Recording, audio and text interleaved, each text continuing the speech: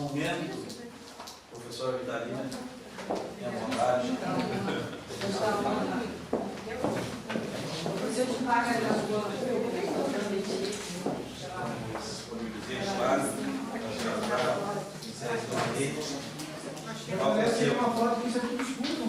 então tá bem, não sou eu. Então sou eu.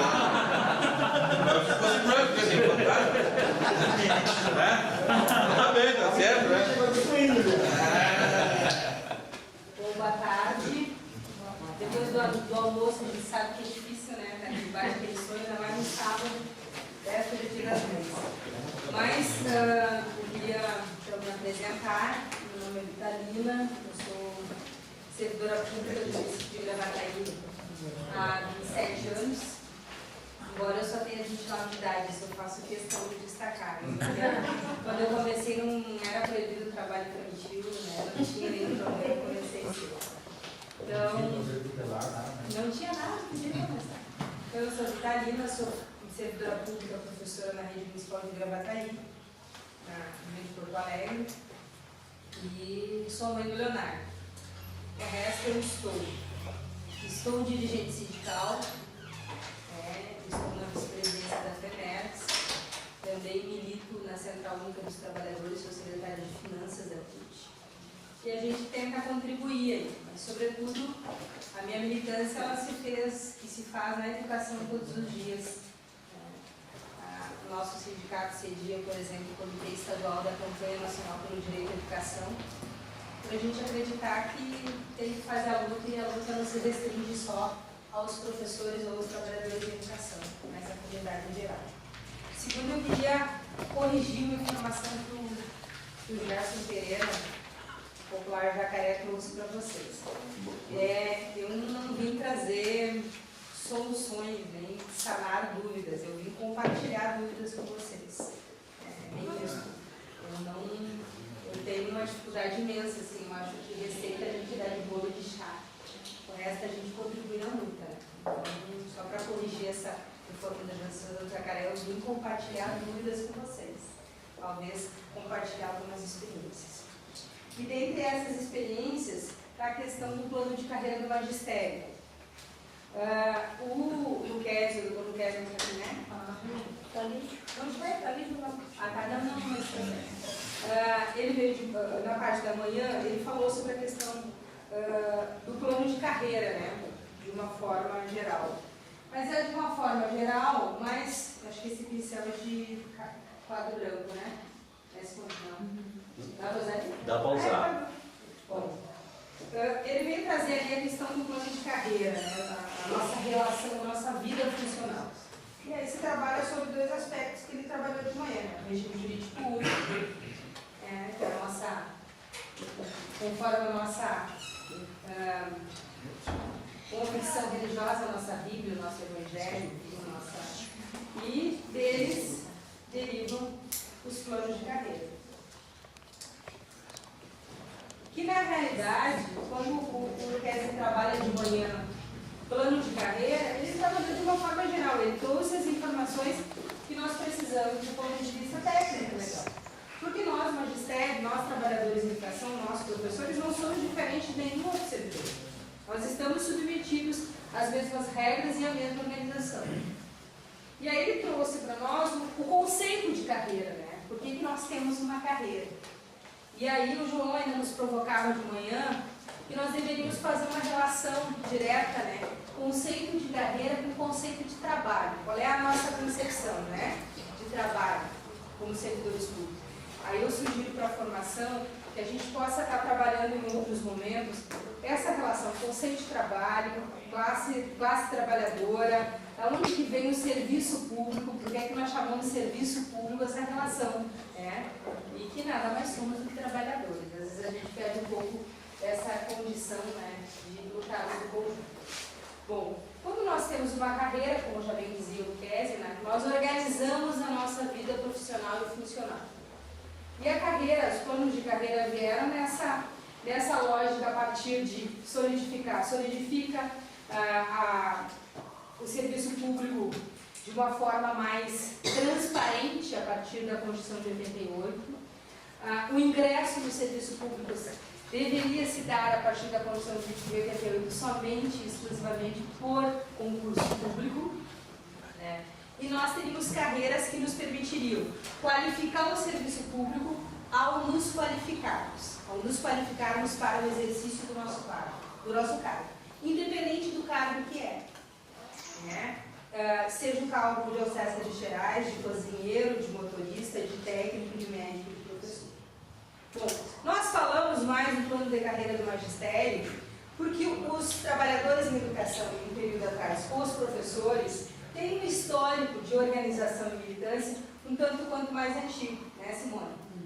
Nós temos uma organização maior, porque nós, na luta por uma educação pública de qualidade, por gestão democrática, por conselhos escolares, por os projetos pedagógicos adequados à nossa realidade, nessa esteira toda veio a discussão das nossas carreiras. E a nossa luta histórica pelo piso salarial do magistério, que está nessa mesma esteira. E os planos de carreira do magistério foram se organizando a partir daí, alguns mais antigos, outros mais recentes, com conceitos diferentes. De tempos em tempos, eles trazem conceitos diferentes.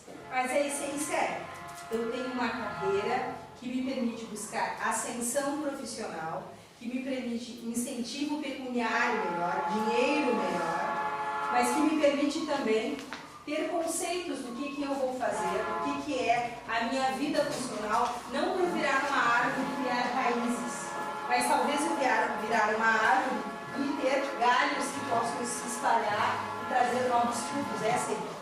O serviço público não é feito, né? Na nossa concepção de carreira, ele não é feito para que eu me acomode lá. É para que eu construa uma política pública e uma política pública dinâmica. Porque eu também sou cidadão e cidadã. E eu quero a consequência desse trabalho aparecendo lá. Quando eu estou na assistência social, eu estou fazendo um trabalho que vai repercutir no conjunto da população, mas eu também sou população. Quando eu estou trabalhando no saneamento básico, é a mesma coisa. Não é diferente, né? Bom, então essa carreira, ela permite isso, né? Permite incentivo pecuniário, ligado à formação e à qualificação, que vai me permitir uma ascensão e eu vou me tornando mais dinâmico, eu vou produzindo, vai repercutindo a minha vida ali, né? Eu vou qualificando, eu vou me atualizando. E uma série de outros conceitos que estão relacionados a essa minha condição, minha atuação de trabalho. No magistério, eu já citava todos esses elementos que estão dentro de toda a legislação da educação e por consequência do plano de carreira. Quando eu trabalho em gestão democrática, eu falo de eleição de diretores, eu falo de conselhos escolares, eu falo de projetos pedagógicos autônomos e uma série de outros elementos, de plano municipal de educação, de conselho municipal de educação, eu falo de condições de construção de projeto e de condições de trabalho. Porque não basta tão somente eu ter o meu cargo e um salário, eu preciso das condições adequadas para fazer a política pública. Então esse conceito de carreira a gente não pode perder, porque ele não é um conceito isolado que vire tão somente o substituto do reajuste salarial ou do ganho real, ou tão somente um instrumento que eu, como corporação, como categoria, busco para ter algumas vantagens. E algumas vantagens que soam perante a comunidade como privilégios, porque vocês todos já devem ter ouvido, como eu, que nós somos privilegiados, especialmente os professores têm 2 meses de férias, né? Vai lá dar uma linha, não faz nada, depois tem 2 meses de férias, tem sábado e domingo, e isso vai repercutindo. O outro servidor público, ele está trabalhando na obra, mas ele para quando ele quer, né? Daí ele fica lá olhando a obra. O que trabalha no gabinete, no serviço burocrático, ele deixa o casaco e vai embora, porque são conceitos pejorativos que vão desqualificando o serviço público. E há um interesse nisso, há um interesse nessa situação. Os planos de carreira do magistério, eles vêm tentando combater isso. E aí, tu tem um período mais precioso, tu tens a Constituição, e depois, em 96, tu tens a LDB, a mais atualizada Lei de Diretrizes e Bases da Educação Nacional, que substituiu a 56, 562, isso, porque ela é contigo, mas ainda é meu tempo. Não? 562. que a Lei de Diretrizes Básicas da Educação, ela reestruturou, reorganizou toda a educação pública brasileira. Não só pública, mas eu estou falando especificamente da pública. Reestruturou. E para quem não é trabalhador em educação ou professor aqui, quem é que não é trabalhador em educação ou professor aqui? Levanta a mão, por favor. A maioria. Mas quem não é trabalhador em educação e professor aqui, é pai, é mãe, é irmão, é cidadão. E investe para que se tenha educação pública. Então a LDB, ela reestruturou a educação. Trouxe a educação infantil, tirou da assistência social e transformou em educação básica, né? Trouxe educação especial e educação inclusiva de uma forma mais contundente. Reorganizou o ensino fundamental, que antes nós tínhamos o primário, né? Ele reorganizou a educação básica aí. Educação infantil, creche e pré-escola, ensino fundamental, do primeiro ao nono ano, porque foi um avanço a questão do nono ano, e o ensino médio. Ou seja, uma educação básica organizada. Quem é que faz essa educação básica organizada? São os trabalhadores em educação.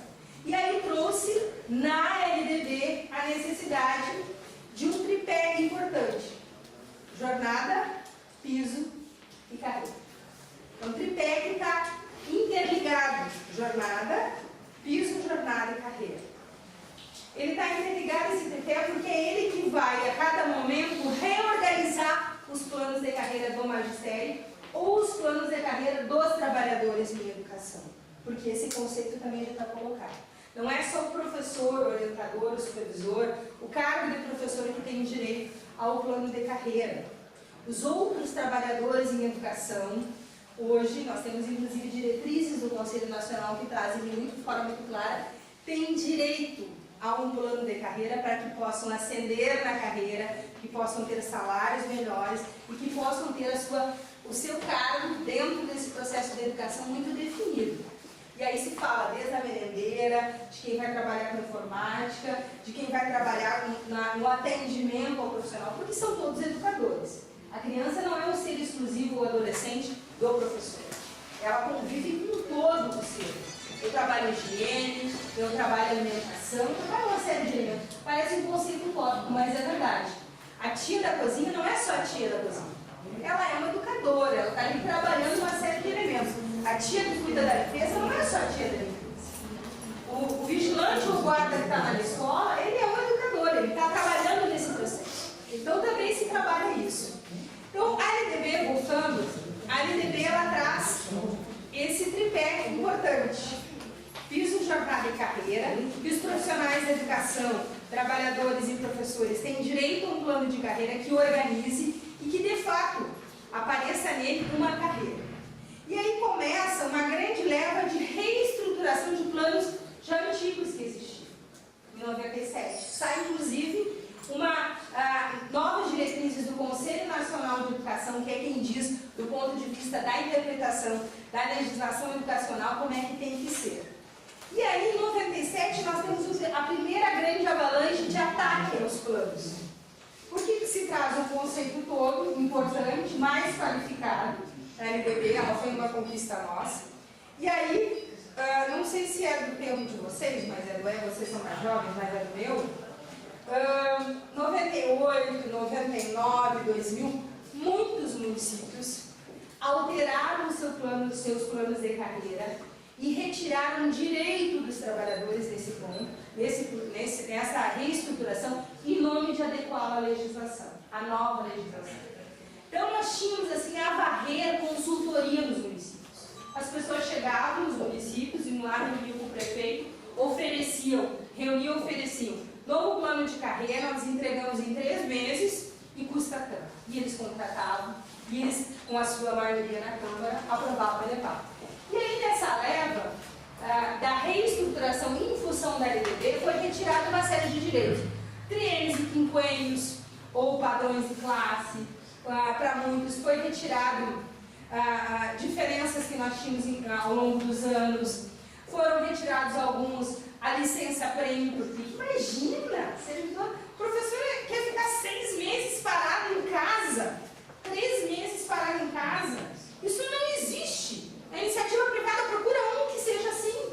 É um cabide de emprego, só para não dar certo.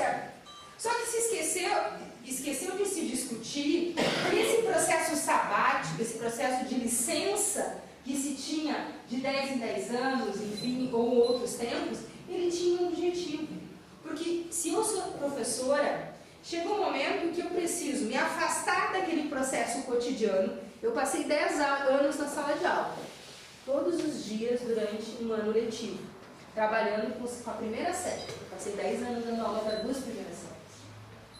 Por mais que eu seja uma pessoa dinâmica, que eu troque, que eu me informe, que eu estude, que eu venha aqui para Juí, que eu vá para Santo Ângelo, que eu troque informações, tem um período de esgotamento em que eu preciso me reorganizar, eu preciso recarregar. E aí vem o período sabático, porque eu trabalho aqui com o intelectual, com o conhecimento, em que eu me recolho, eu recarrego, eu estudo e eu volto olhando aquela dinâmica que eu faço de uma outra forma. É por isso que a licença prêmio foi estabelecida. É por isso que alguns têm licença sabática, o período sabático, o período em que eu saio do ar. E isso não acontece só no Brasil, acontece em muitos países ditos de primeiro mundo. Porque tu precisa reorganizar, estudar, reciclar, naquele momento produzir, teoricamente, para poder voltar. E isso não é privilégio. Mas em 97, teve esse primeiro grande ataque. Era assim, teve uma professora que foi secretária do Estado do Rio Grande do Sul, e que eu me dou muito bem, tenho uma boa relação com ela. A única coisa que a gente tem é que quando nós conversávamos, uma tinha que gritar mais com a outra, porque ela tinha uma dificuldade, às vezes, né, de ouvir, mas eu tenho uma grande simpatia por ela, que é a professora Marisa Abreu.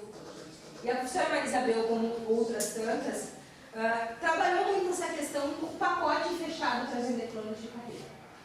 Bom, muitos planos bons conquistados na década de 90, em função dos regimes jurídicos ali. Nosso plano de carreira de Gravataí, por exemplo, de 92.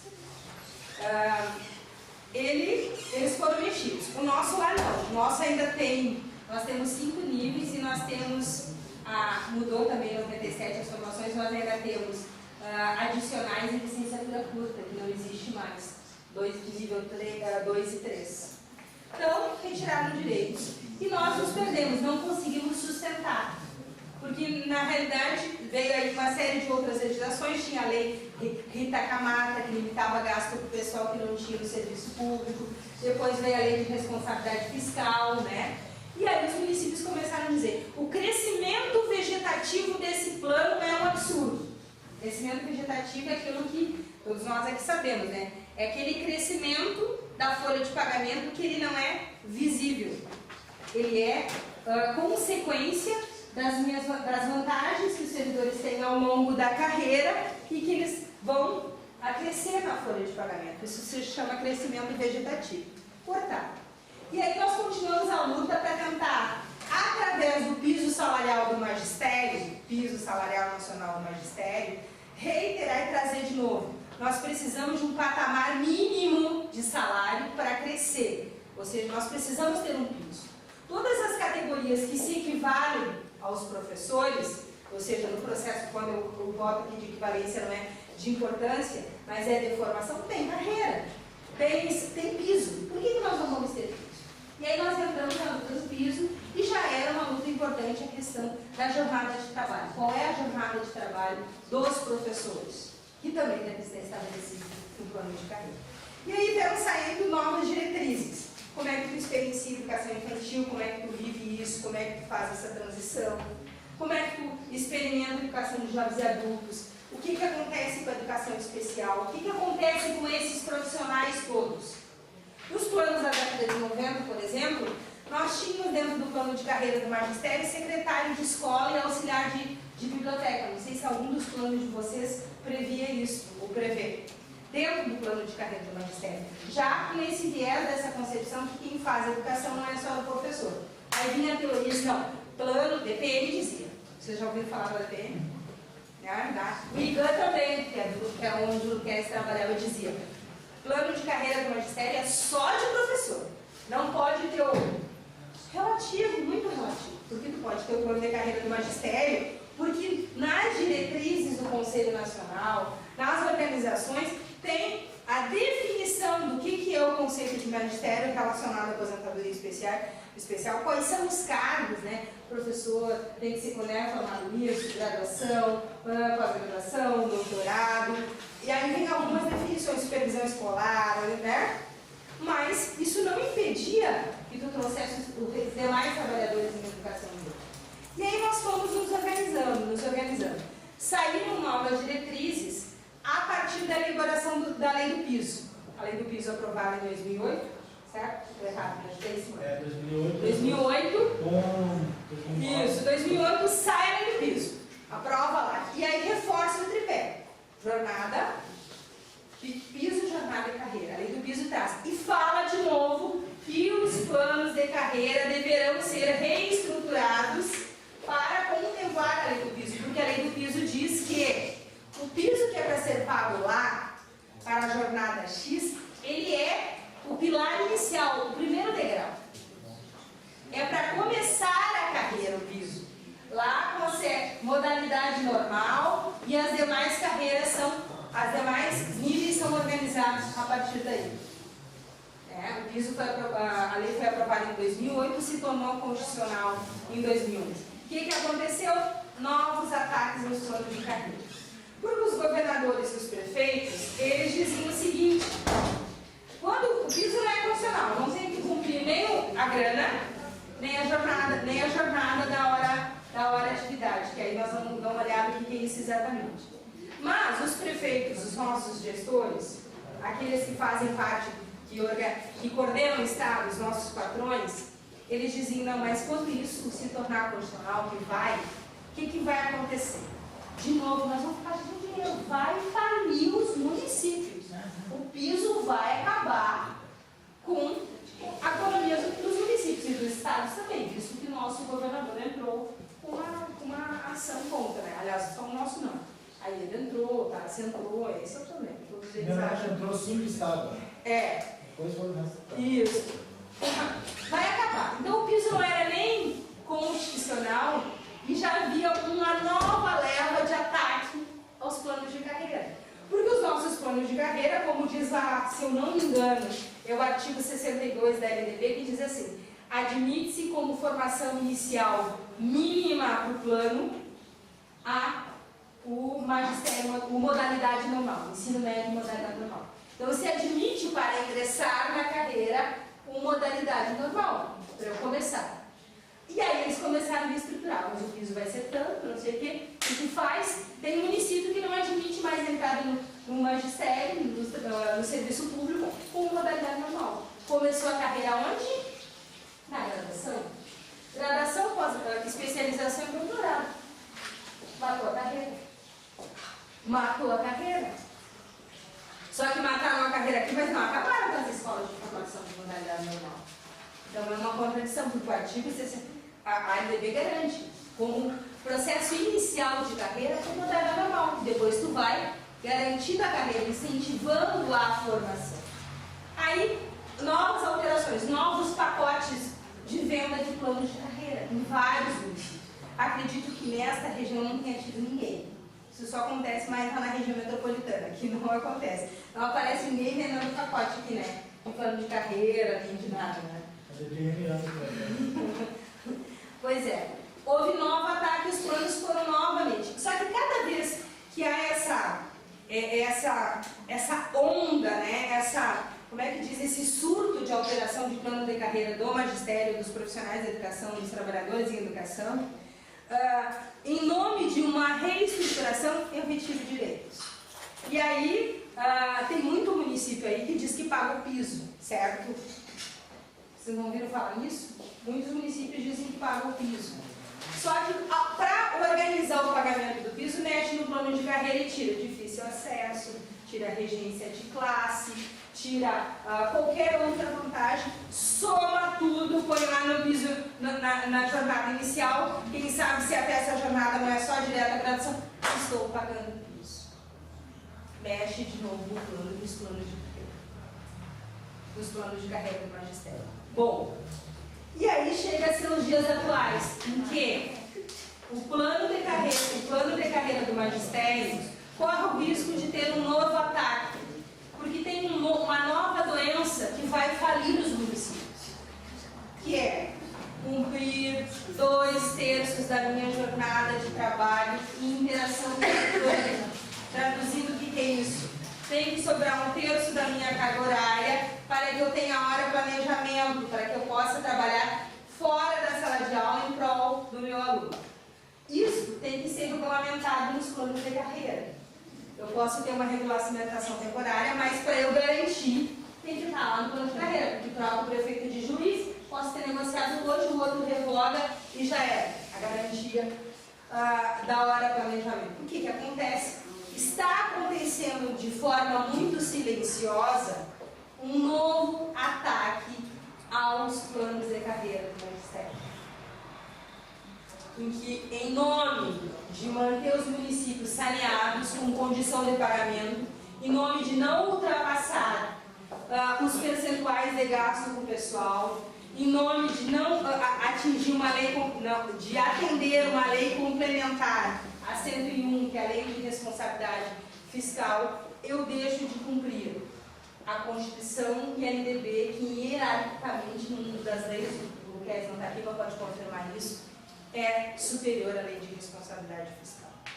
Bom, quem não é professor aqui, trabalhador em educação, deve me dizer assim, mas por que o magistério é tão importante? Não somos os professores, eles se acham sempre os mais importantes. É que, na realidade, as conquistas do magistério, diferente de alguns outros cargos que são dentro do serviço público, que às vezes são mais elitizados, eles servem como base para a luta dos demais trabalhadores do serviço público municipal, estadual e federal. Por que a lei do piso é tão atacada? A lei do piso do magistério. Mas se tem lei para o professor, vai ter que ter lei para o médico, para o operário, para o PI. É porque a solidificação do piso para o magistério vai permitir criar um balizador, uma referência extremamente significativa para os demais cargos do serviço público. Porque eu vou fazer a luta a partir dali. O magistério, os professores têm este piso, têm garantido isso. Bom, dentro do princípio da equidade, vamos sentar e vamos construir para os demais cargos do serviço público também? O segundo passo dessa solidificação é o piso, que a gente já tramita, já tem PL tramitando lá no Congresso Nacional, do piso dos trabalhadores em educação. Dos demais, daqueles outros que não são professores. E por aí adiante. Então, a luta do magistério, ela tem essa peculiaridade. Nós somos, os professores, e eu posso falar porque eu sou professor, nós somos extremamente corporativos. Nós somos extremamente pedantes, muitas vezes, nas nossas pautas. Estou errada, Cris? Nós não gostamos de nos misturar. Nós temos dificuldade de apoiar a luta dos demais trabalhadores. Quando vem alguns trabalhadores para o nosso mas o cara é operário, mas o cara é contador. O que eles estão fazendo aqui? A gente tem, esse processo é nosso, um processo cultural, de que alguém se acha burguês e é trabalhador, e é um processo cultural. Eu não estou aqui fazendo uma crítica pejorativa, estou, na verdade, fazendo uma provocação para a gente pensar. Porque da mesma forma que nós, professores, nos comportamos dessa forma, inclusive com os trabalhadores em educação, porque lá nas escolas em Gravataí nós ainda temos sala dos professores. Só tem uma escola que tem sala dos trabalhadores em educação. Porque aí os professores ficam aqui e os funcionários lá. É um processo que nós temos que exorcizar, nós temos que expurgar da nossa realidade. E a gente só consegue fazer isso se enxergar, né? Se ouvir, se olhar. É só assim que funciona. Não adianta tu encarar agora para debaixo da mesa. Certo? Então, esses pisos, as conquistas do magistério, nós precisamos ter consciência de classe. É trabalhar como conjunto. Esse é o nosso grande desafio com os servidores públicos. Porque, na verdade, as conquistas do magistério, que apesar dos seus defeitos momentâneos, avançam, porque são corporação, tem uma noção de corpo muito forte, são em número maiores, né, mexem com determinadas etapas em que o gestor público é obrigado a se sensibilizar. Por exemplo, nós temos um instrumento muito importante. Hoje, depois da educação infantil ser considerada educação. Para a educação infantil, para a creche, para ver como é que repercute lá no gabinete do prefeito. Manda as mães irem para lá e dizer, eu não tenho onde meu filho vai ficar hoje, que eu vou trabalhar. É um instrumento poderosíssimo que nós temos nas mãos de mobilização e de pressão. Porque ali vai ser o pai e vai ser a mãe que vão bater lá. Que vão ser os nossos aliados. Então, esse é o nosso grande desafio, é perceber que na estrutura do plano de carreira do magistério e dos trabalhadores em educação que é possível construir hoje já, nós temos referências importantes para os demais cargos do serviço público. E que os planos de carreira do magistério eles são constantemente atacados porque eles são um grande instrumento para fazer os demais também avançar. Enquanto nós tivermos desenvolvida essa noção de corpo, de conjunto, né, de unidade, nós vamos conseguir avançar com mais qualidade.